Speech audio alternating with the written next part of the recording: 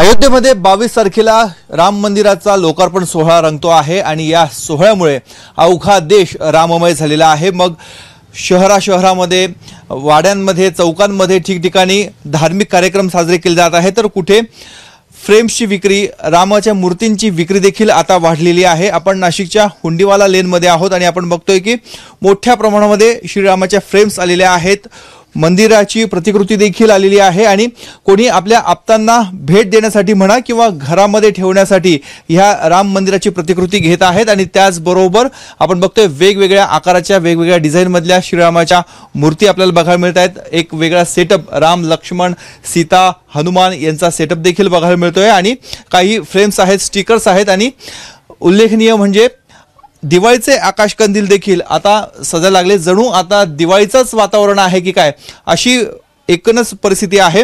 ग्राहक देखील येत आहेत आणि ग्राहक देखील याला मोठा प्रतिसाद देताना बघायला मिळत आहेत। काका, तुम्ही आलायत, दिवाळी आहे की काय, आपण आकाशकंदील घेतायत? रामरायाची स्थापना म्हणजे खरीच दिवाळी आहे। आपण नेहमी दिवाळी साजरी करतो, पण खरी दिवाळी हीच आहे।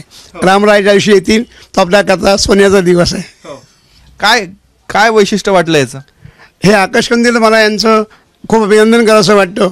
यांनी नाशिक आणि अयोध्या दोन्हीचा संगम याच्यामध्ये साजरा केला आहे। हे काळाराम मंदिर आपले रामराया आहेत, अयोध्येची प्रतिकृती आहे, काळाराम मंदिराची छायाचित्र आहे आणि या ठिकाणी प्रभू रामचंद्र आहे। नाशिक आणि अयोध्या दोघांचं जे नातं आहे ते सुंदर रीतीने यांनी जपलेलं आहे। ह्या दुकानाचे संचालक आपल्यासोबत आहेत। वेगवेगळ्या फ्रेम्स बघायला मिळत आहेत, काय प्रतिसाद लोकांचा मिळतो आहे आणि किती रुपयापासून किती रुपयापर्यंत वस्तू आहे? लोकांचा प्रचंड प्रतिसाद आहे, म्हणजे आम्हाला वाटलंही नव्हतं एवढा मोठा प्रतिसाद इथे मिळतोय आम्हाला।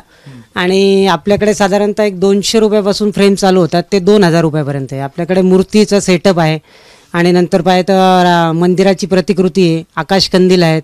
आकाशकंदिलाला आम्हाला वाटला नव्हता एवढा प्रतिसाद एकदम जोरात आहे, म्हणजे प्रत्येक जण आपल्या घरी दिवाळीच साजरी करतोय असंच म्हणा। हां, याच्यामध्ये आपण म्हणजे राम मंदिर पण घेतलंय, हे नंतरून झालं तर मोदी साहेबांचा देखील एक आकाशकंदिलात मोदी का बरं? म्हणजे लोकांची डिमांड आहे, लोकांचं म्हणणं आहे का बा आम्हाला मोदी पाहिजे, त्यामुळे आम्ही स्वतः बनवले। हां, म्हणजे रामाबरोबर राम मंदिर उभारण्यासाठी एवढा मोठा योगदान दिलं असं त्यांचं म्हणणं आहे। त्या मागणीनुसार आम्ही बनवलेले आहेत लोकांचं, एक कुठल्याही पक्षाचं नाही तर लोकांची मागणी आहे याला। ज्या प्रतिकृती बघायला मिळतात किंवा हे आकाशकंदील, याची किंमत किती आहे? आकाशकंदील साधारणतः एक 600-700 रुपयाच्या दरम्यान आहे आणि राम मंदिराची प्रतिकृती आहे ती 3-1000 रुपयापर्यंत आहे। म्हणजे छोटे मोठे दोन प्रकार आहेत त्याच्यात। 200 रुपयापासून सुरुवात आहे आपल्याकडे, 200 पासून तर एकदम 8-9 हजार रुपयापर्यंतचा सगळं सेटअप आहे आपल्या इथे।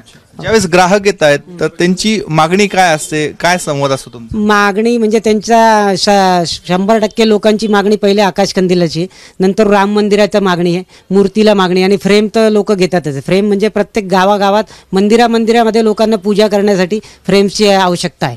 आणि हे राम मंदिराची प्रतिकृती किंवा आपण हे मूर्ती बघतोय ते घरात ठेवण्यासाठी घेत आहेत की कोणाला गिफ्ट देण्यासाठी घेत आहेत? काही लोक घरात ठेवण्यासाठी, एवढंच नाही तर माझ्याकडे 2-3 लोक असे आले की आम्हाला रुखवतात ठेवण्यासाठी रामाच्या मूर्ती पाहिजे, याच्यासाठी पण घेऊन गेलेत माझ्याकडनं।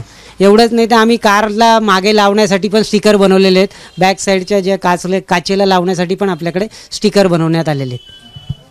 एकूणच आपण बघतोय संपूर्ण दुकान यांचं राममय झालेलं आहे। रामाच्या वेगवेगळे स्टिकर्स आहेत, फ्रेम्स आहेत, याने संपूर्ण दुकान हे नटलेलं आहे, सजलेलं आहे।